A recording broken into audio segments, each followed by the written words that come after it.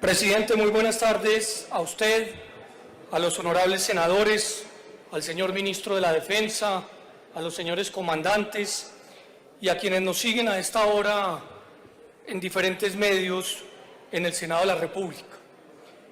Este debate lo citó el Partido Cambio Radical hace exactamente 6 meses y lamentablemente por distintas razones asociadas a decisiones del Congreso y del Ministerio no lo pudimos nunca llevar a cabo. Tuvo que tomar Cambio Radical, estando en independencia, señor ministro, la decisión de dar un paso a la oposición para que se nos respetaran nuestros derechos como se les respetan a todos ustedes.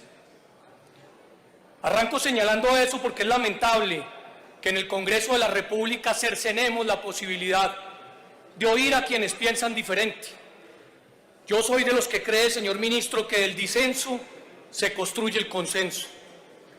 Y soy de quienes creen que evidentemente un país en paz puede lograr mucho más que un país en guerra. Antes de que usted llegara, hubo 8 intervenciones de diferentes congresistas, todos hablando de la situación de orden público en sus regiones y todos señalando con angustia las palabras de sus conciudadanos solicitándole a nuestra fuerza pública acompañar esa crítica situación que se está viviendo. La inseguridad y los fenómenos de violencia están creciendo, eso no tiene duda, como que tampoco tiene duda que las Fuerzas Armadas y la fuerza policial de nuestro país carecen de orientación. Además vienen siendo maltratadas y afectadas en su moral, en cohesión y en doctrina. Y arranco, señor ministro, señalándole que yo soy un hombre de paz, pero recordándole algo que tal vez usted no conoce. Este partido, Cambio Radical, votó, acompañó el proceso de paz con las FARC. Este partido, Cambio Radical, se opuso en este Congreso a las objeciones presentadas por el gobierno del presidente Duque a la Justicia Especial para la Paz. Este partido, y no me permite mentir el doctor Motoa, acompañó en la Comisión Primera y después en todo su trámite la modificación de la ley, la prórroga de la ley 418, Ley de Orden Público.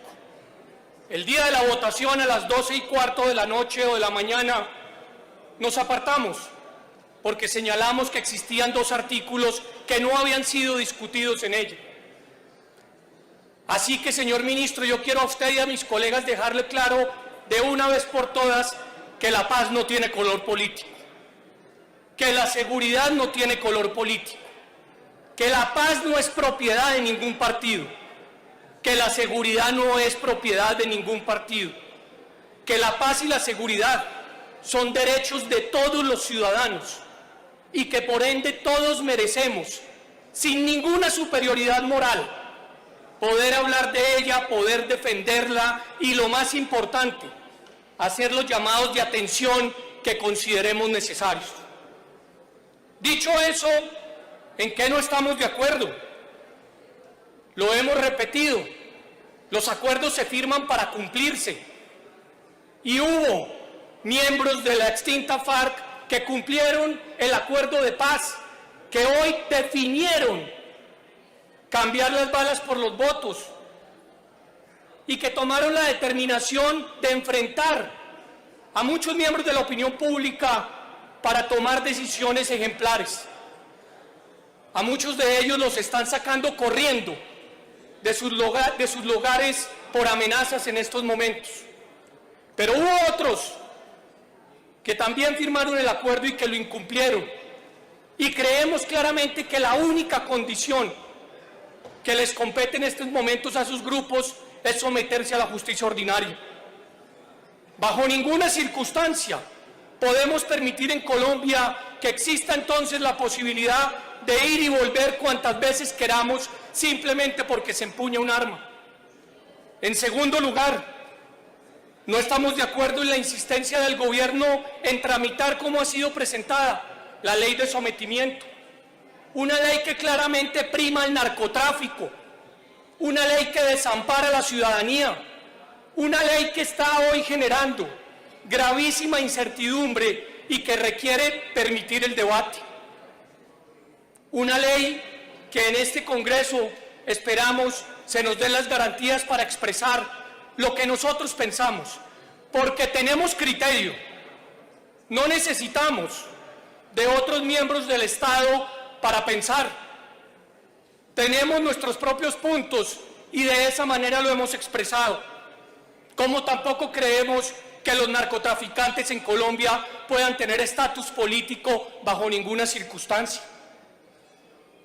Ese tipo de cosas hay que discutirlas, porque yo creo, como lo conversaba ahora con el doctor Iván Cepeda, que los partidos políticos y el país pueden ponerse de acuerdo en muchos temas y en estos en muchos particulares, pero también es importante tener la gallardía y la tranquilidad sobre todo de soportar la crítica, porque créame, señor ministro, que para mí es fundamental siempre hablar con respeto, siempre hablar con evidencia y lo más importante, siempre tratando de construir. No se trata del que más grite o del que más ofenda, se trata del que entienda que hay posibilidades de mejorar, pero también de alertar. Y este debate tiene, entre otras, esa intención de alertar, porque la paz total fue un solo anuncio sin estrategia ni hoja de ruta. Y ese anuncio, en la cual muchos tuvimos esperanza, está generando graves consecuencias en estos momentos. Pero ¿sabe qué, señor ministro? Estamos a tiempo, y estamos a tiempo de rectificar, porque de lo contrario, no el fracaso va a ser el de un gobierno, va a ser el de una sociedad que llama todos los días a gritos la posibilidad de cesar el fuego. Terminando el mes de diciembre, se anunciaron los decretos de cese al fuego y no alcanzaron a pasar unos minutos cuando ya el Ejército de Liberación Nacional salía de los medios de comunicación a decir que no compartía y que no acataría ese cese al fuego, que no se había conversado sobre ese particular en esa mesa de negociación. Y por supuesto la sorpresa fue enorme para los colombianos, que teníamos esperanza en que eso avanzara, como seguimos teniendo esperanza en que lo que está pasando en México pueda avanzar.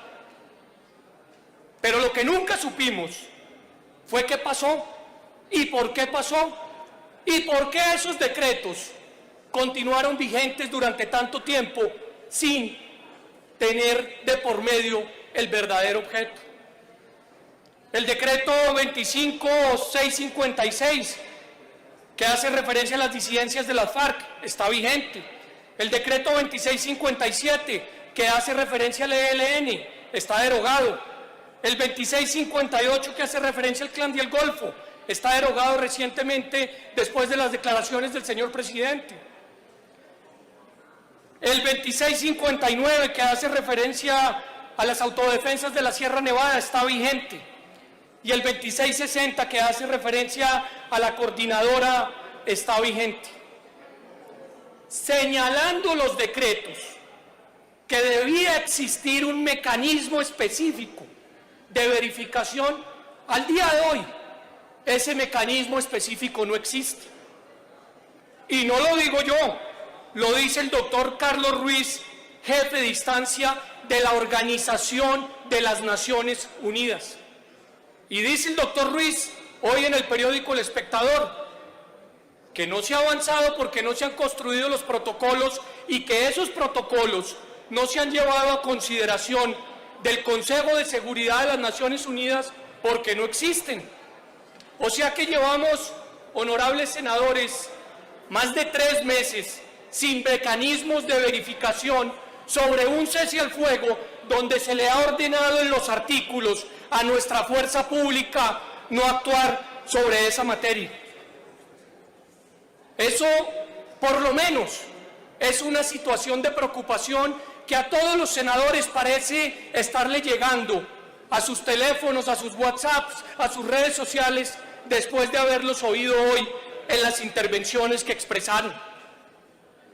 La verificación es fundamental, porque es la única manera de saber exactamente qué y cómo está sucediendo en el territorio. Pero como esa verificación no existe, no solamente afortunadamente ha sido la participación de las organizaciones no gubernamentales, sino de los medios de comunicación, señor ministro, cuando señalan que en 2023 se han reportado 210 violaciones a ese cese al fuego, 145 en cabeza de la disidencia del señor Mordisco, 38 en cabeza del Clan del Golfo, 26 en cabeza de la Segunda Marquetalia, 1 en cabeza de las autodefensas de la Sierra Nevada.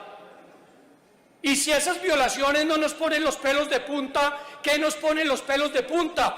Por una simple razón, porque esos decretos expedidos por el gobierno amarraban manos y pies de nuestra fuerza pública en esos departamentos para que no pudieran actuar.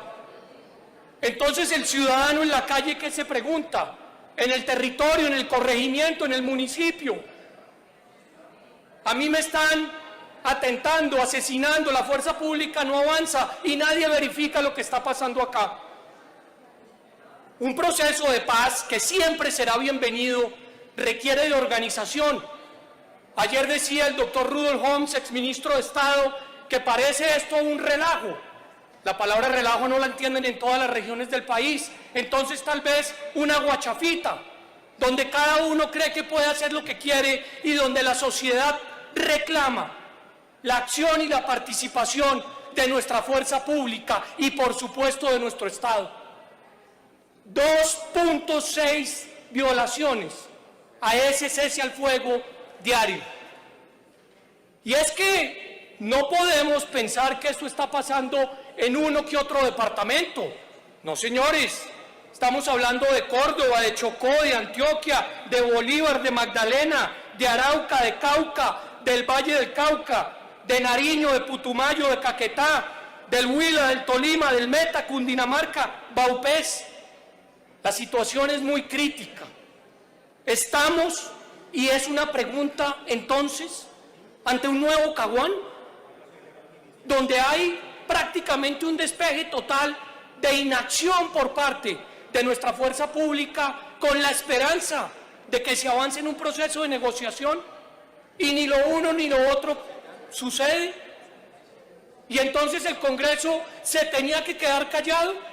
Si nosotros hubiéramos podido hacer este debate, señor ministro, en enero o en febrero, porque así lo permite el reglamento, en marzo, antes de que esté por terminar el mes, estas recomendaciones en la mejor vibra se hubieran podido hacer, pero no.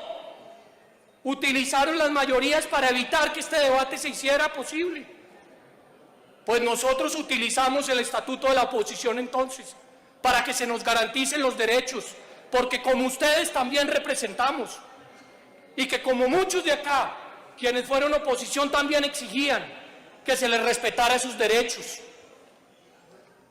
Yo estoy absolutamente convencido, señores generales, que esos decretos amarraron las manos de nuestra fuerza pública, y hoy se debilita la seguridad del país, porque es en ese artículo segundo de dichos decretos se decía que con contundencia que se ordenan suspender las operaciones ofensivas operativas policiales en contra de los miembros de tales organizaciones y por supuesto de la fuerza pública. Y cuando no existe obviamente control, pues los ratones hacen fiesta, porque puedo hacer en la región lo que quiero, como quiero y cuando quiero. Y empezaron a verse los colegios llenos de las fuerzas al margen de la ley, adoctrinando a los alumnos, como lo demuestran los videos. Y empezaron a verse territorios, como en Tarazá, donde la institucionalidad no podía entrar porque secuestraban a los fiscales. Y empezaron a verse situaciones donde enfrente de una alcaldía municipal se paraban 4 o 5 o 7 hombres armados hasta los dientes y nadie podía decirles nada porque los decretos decían lo contrario. Y la fuerza pública que siente mientras tanto. Las reglas de juego son para cumplirlas y la fuerza pública siempre ha estado bajo su doctrina en respetar profundamente la división de poderes y por supuesto al Ejecutivo. Y atendía esos llamados que se estaban haciendo por medio de dichos decretos. Pero la situación que se está viviendo en la región no es de poca monta. Y por eso este debate tiene por objeto lanzar alertas. Pero como nosotros nos oponemos a cosas, también proponemos. Porque entendemos perfectamente que el país no puede seguir en esa bicicleta estática de seguir matándonos los unos a los otros. Pero también porque recordamos lo que tal vez muchos jóvenes de este país no recuerdan. Cuando tuvimos que enfrentar al cartel de Cali y al cartel de Medellín, poniendo la vida de cientos de jueces, de cientos de policías, de cientos de personas que perdieron la vida inocentemente. Esos narcotraficantes no pueden tener un régimen especial. O se está con la mafia o se está contra la mafia. Bajo ninguna circunstancia podemos seguir tolerándolo de esa manera. Y por eso creemos, sí, que la ley de sometimiento es una alternativa valiosa, señor ministro, pero no como está concebida, porque la ley de sometimiento y la de humanización carcelaria suspende de manera inmediata las penas del narcotráfico y del lavado de activos e incluso permitiéndole a esos delincuentes mantener un porcentaje de sus recursos. Claro que si tienen la intención de someterse a la justicia debe haber un régimen particular, pero debe haber un régimen particular de cara al país, porque lo que no se puede tolerar ni permitir es que se vuelvan a colar, como se han colado en anteriores oportunidades, no solamente para lavar su dinero, sino para exigir que acá se haga lo que se debe hacer. Miren ustedes la siguiente gráfica, por favor. Una gráfica donde se señala las masacres, el homicidio doloso, el homicidio de reincorporados, defensores de derechos humanos y familiares de reincorporados. Hay 423 órdenes de captura en estos momentos que pretenden, solo en lo que va corrido del gobierno, enfrentar los 78 homicidios a líderes sociales. Porque cuando hablamos de ellos en el pasado, tenemos que hablar de ellos en el presente. Ellos no tienen color político, son ciudadanos que merecen respeto. Y esas órdenes de captura en muchos sectores del país no se han podido hacer efectivas. Precisamente para proteger a los reincorporados en los que nosotros como partido creemos, y los que nosotros como partido defendemos, y los que nosotros como partido aplaudimos, porque tuvieron el valor civil, como también lo tuvieron otras personas en el pasado, de definir que la democracia era mejor que la violencia. Si no nos ponemos de acuerdo por lo menos en eso, ¿en qué nos ponemos de acuerdo? Yo celebro, señor ministro, el viaje que van a hacer mañana al Meta. Espero que haya respuestas. Pero las afirmaciones del señor gobernador del Meta, el doctor Zuluaga, son muy preocupantes. Como son preocupantes las de otros gobernadores del país, que han señalado con puntos cardinales donde se están presentando esas dificultades. 187 casos de reclutamiento de menores para ser usados como escudo humano, denuncia el propio Instituto Colombiano de Bienestar Familiar. Y si no permitimos que la institucionalidad llegue a esos sectores, ¿cómo lo vamos a permitir? ¿O es que en Tarazá los señores del Clan del Golfo secuestraron a los fiscales y cuando se dieron cuenta que eran fiscales dijeron, ay, perdón, devolvámoslos? No, señor, atentaron contra la institucionalidad colombiana. Y la institucionalidad colombiana merece respeto. Y la institucionalidad colombiana debe ser defendido por toda la ciudadanía. Ese tipo de temas es los que tienen hoy al proceso de paz total sin rumbo. Y por esa razón, este debate lo que pretende es que exista la posibilidad de retomar ese rumbo. Porque es que las alertas tempranas de la Defensoría del Pueblo no son cualquier cosa. Desde el 7 de agosto de 2022, la Defensoría del Pueblo emitió 79 alertas tempranas, de las cuales 9 se materializaron con la ocurrencia de 20 masacres. Mi pregunta, señor ministro, ¿se está reuniendo el CIPRAT, que es el consejo que debe atender esas alertas tempranas? ¿Estamos entendiendo que la Defensoría del Pueblo lo que está haciendo es su trabajo? ¿Estamos comprendiendo que esas alertas tempranas en diferentes regiones del país pudieron haber evitado gran parte de la dificultad que hoy tenemos? Y esa dificultad se comienza a ver reflejada en las cifras. Los homicidios, en 2021 13.800, 2022 13.400, 2023, ya vamos en 2022, las cifras no son alentadoras. El hurto, en 2021 280.000, en 2023 ya vamos en 55.000. Las proyecciones indican que vamos a superar eso. Lo propio en secuestro, donde en 2021 había 160, en el 22 203 y en el 23 vamos en 51. Y ni qué hablar de la extorsión, donde en el 21 llegamos a 8.400 y en el 23 llevamos en 1.223. Pero honorables congresistas, ahora que se está discutiendo el Plan Nacional de Desarrollo, que fue aprobado en primer debate, ¿saben cuál es la meta de reducción de homicidio? Pasar del 25.9 al 24.4. Esa es una meta de menos de un homicidio por cada 100.000 habitantes, que requiere no solamente exigencia, sino entender algo tan importante como que lo que estamos es haciendo una apuesta de futuro. Acá no importa si gobierna el doctor Petro, el doctor Uribe, el doctor Duque o quien venga, ojalá sea una persona de este mismo Congreso. No, acá lo que importa es entender que cuando existe una diferencia entre una política de gobierno y una política de Estado, el país progresa. La reducción de homicidios es una apuesta del Estado, no de la apuesta del gobierno de turno. Y por eso preocupa también las alertas tempranas de la Defensoría del Pueblo en las ciudades de este país, donde se señala con claridad, como lo podrán ver ustedes ahora en el ejercicio de la pantalla, que lo que está pasando es igualmente preocupante e igualmente grave. Esos comités no están funcionando y operando para enfrentar la situación que se presenta hasta este momento. Yo entonces creo, señor ministro, que hay una estrategia incomprensible. Estamos haciendo o están haciendo todo de atrás para adelante. Y eso tiene una conclusión muy compleja que yo le voy a señalar en estos momentos. En primer lugar, a hoy no existe una política definida de seguridad y defensa. Y la pregunta es ¿por qué?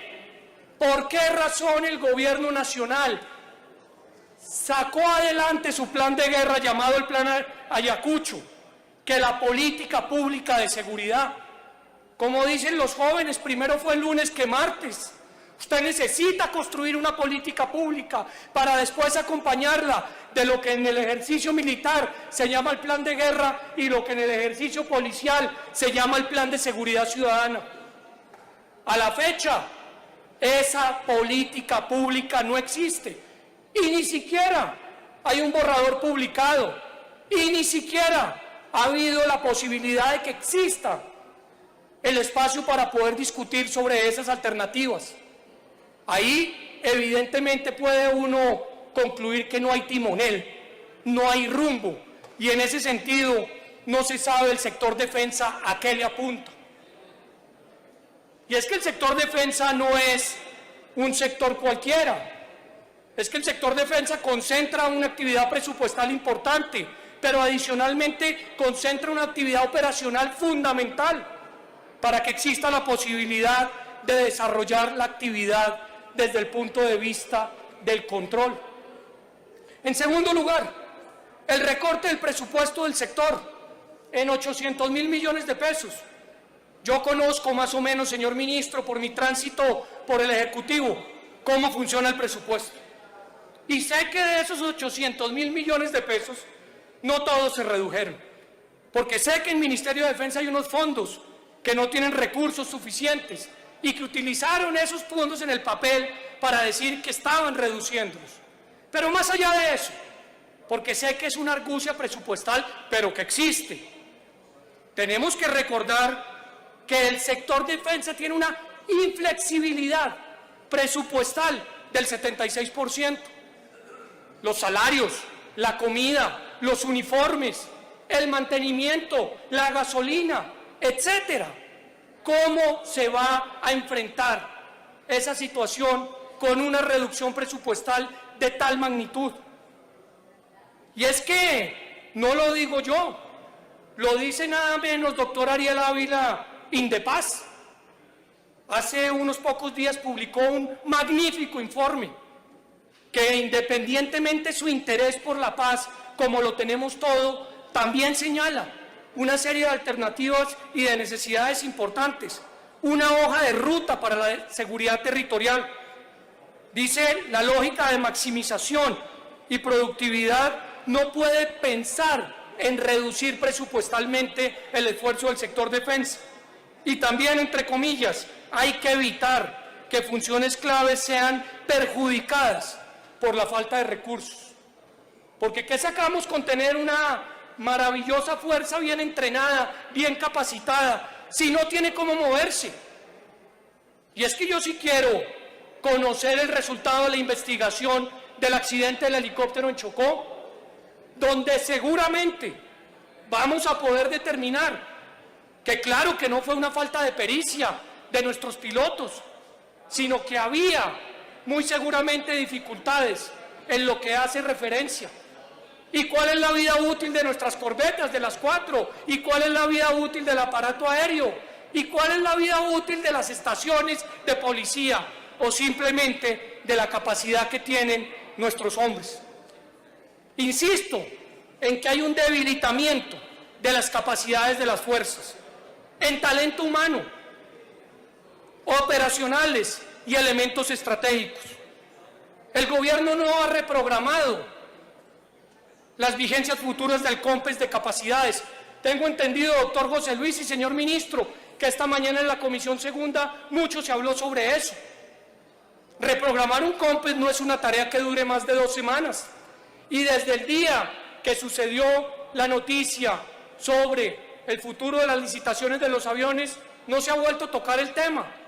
Más allá de la capacidad aérea, lo que está en juego es el mantenimiento de lo que se tiene, ni siquiera la compra de un solo vehículo adicional. El gobierno está designando en posiciones muy importantes a muchos oficiales que con valor patriótico hacen un esfuerzo grande para enfrentar sus nuevos retos, que sacrificando a sus familias y a sus personas cercanas hacen un esfuerzo. Pero es importante tener claro que esa curva de aprendizaje que requiere un hombre o una mujer para poder enfrentar esos retos, evidentemente no se está cumpliendo. Y sobre todo en el enfoque estratégico y operacional. Y a mí me parece que también es muy importante que no hay preocupación, señor ministro, y a mí me asiste una gran preocupación, porque hay que fortalecer en términos de doctrina, organización y mantenimiento de capacidades a nuestra fuerza pública. ¿Cuál es la proyección en cuarto lugar? De hombres de acuerdo a la amenaza. En estos momentos es una cifra que no conocemos. Es una cifra que se preguntó en las preguntas, que no fue respondida. Y evidentemente, no lo digo yo, lo dicen ustedes, senadores, antes de comenzar esta sesión, hay un aumento en la amenaza que debe ir acompañada además en un aumento del gasto. Sobre ese tema poco o nada se sabe. Y por eso es que es indispensable, señor ministro, reunirse con la inteligencia y saber exactamente qué es lo que está pasando con las cifras de milicianos urbanos de los grupos al margen de la ley. Una cifra que anteriormente se publicaba, que hoy no se conoce y que es pieza estratégica y fundamental para poder enfrentar las actividades de inteligencia de los grupos al margen de la ley. Sin esa cifra y mucho menos sin ese seguimiento, y lo estamos advirtiendo hoy, la situación puede empeorar y en esa medida es fundamental avanzar. La quinta clave, el discurso antipolicía. La Policía Nacional de Colombia, sus hombres y sus mujeres, no solamente merecen respeto, sino merecen acompañamiento del país. Claro, como en todas las instituciones, seguramente muchos han fallado. Y claro, como en todas las instituciones, incluyéndonos nada más y nada menos, muchos tendrán que pagar por sus errores. Pero eso no quiere decir que sistemáticamente estemos denigrando de una institución que, como lo dije hace un par de minutos, puso el pecho cuando teníamos los problemas más difíciles en el país para enfrentar algo tan complejo como era el narcotráfico. A la policía se le está afectando su cohesión, se le está afectando su moral y se le está afectando adicionalmente algo que es muy importante y es su capacidad de reacción. Y de eso también tenemos que hablar, porque yo sé que fue una propuesta de la época electoral. Desde que nació la policía en Colombia, de la mano de un coronel francés de apellido Gilibert, hasta la fecha, en 16 oportunidades, la policía ha transitado de un ministerio a otro. Así que la propuesta de que pase a uno o pase a otro no es nueva, ni mucho menos es novedosa. Lo que es riesgosa. Y es riesgosa básicamente porque en toda la historia del país, y no lo digo yo, lo dice el reciente documento del Departamento Nacional de Planeación, la decisión fue regresar a defensa básicamente para evitar la politización. Y casos hay varios, no solamente el de la época de Jorge Eliezer Gaitán, el del boxeador Mamatoco, sino adicionalmente otros, cuando simplemente a quienes pensaban políticamente diferente a uno, los perseguía una autoridad que se creía imbatible. Pero es que este es un tema que además la Constitución ya resolvió y la Corte Constitucional hizo lo propio en una importantísima sentencia cuando señaló que las fuerzas militares y de policía son compatibles y adicionalmente son compenetrables, particularmente en inteligencia. Y ese factor seguramente es fundamental para poder avanzar en este proceso que en estos momentos tenemos que enfrentar. La sexta clave, el tema de falta de tecnología, la necesidad de entender que ha cambiado el contexto. Y en esto mi colega, el doctor José Luis Pérez, con una gran experiencia, tendrá la posibilidad de informarles a ustedes cuáles son las dificultades que tenemos. Yo estoy absolutamente convencido, señor ministro, que cuando uno gana las elecciones, gobierna. Y gobierna con quien le parezca. Yo no soy de esos servidores públicos que cuestionan a un político por nombrar una persona cercana o por nombrar una persona que ha trabajado con él durante muchos años. Me parece que es legítimo. Por eso yo jamás le cuestiono los nombramientos o las declaraciones de subsistencia ni al presidente Petro ni a ningún otro presidente. Eso se llama fuero presidencial. Pero lo que yo sí cuestiono, y lo cuestiono además con mucho tacto, es que el control político está precisamente para eso, para poder advertir las dificultades que se tienen.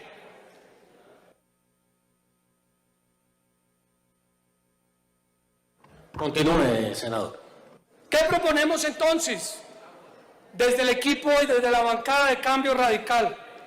estructurar la estrategia de defensa y seguridad que se derive en impactos reales, que se derive en impactos medibles, sostenibles en los territorios, porque es ahí donde nuestros ciudadanos están sufriendo.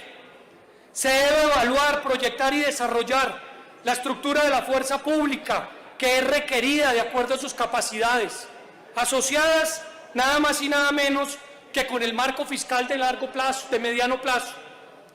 Establecer los mecanismos permanentes de interlocución que hoy existen para analizar las alertas tempranas, para coordinar internamente la acción del Ministerio de Defensa, replantear la estrategia de sometimiento, promover un sistema de planeación por capacidades y grados de amenaza.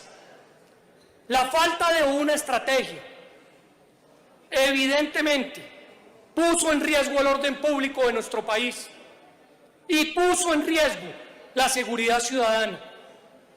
Estamos a tiempo de corregir, pero como lo decían algunos miembros de anteriores gobiernos y de gobiernos presentes, estos procesos de negociación requieren no solamente tener reglas claras, sino reglas públicas. Y usted puede sentarse a la mesa con el grupo que considere, pero tiene que tener reglas claras y una de ellas lo presentamos como exigencia, es que la fuerza pública bajo ninguna circunstancia sea obligada a bajar sus manos para proteger a la sociedad. Es un mínimo, y ese mínimo es desatarle las manos a la fuerza pública. Insisto, ministro, como usted y como todo este Senado, la paz no le pertenece a ningún partido político. La seguridad no le pertenece a ningún partido político. No caigamos, por lo menos, en esa dialéctica. No caigamos en esa narrativa. Pongámonos de acuerdo todos, sí. Hagamos un esfuerzo y de ese disenso construyamos consensos. Pero mientras que eso pasa, yo le pido, señor ministro, con el respeto que usted merece, que no pongamos en riesgo a los ciudadanos y que no permitamos que la moral de la fuerza pública decaiga. Gracias, presidente.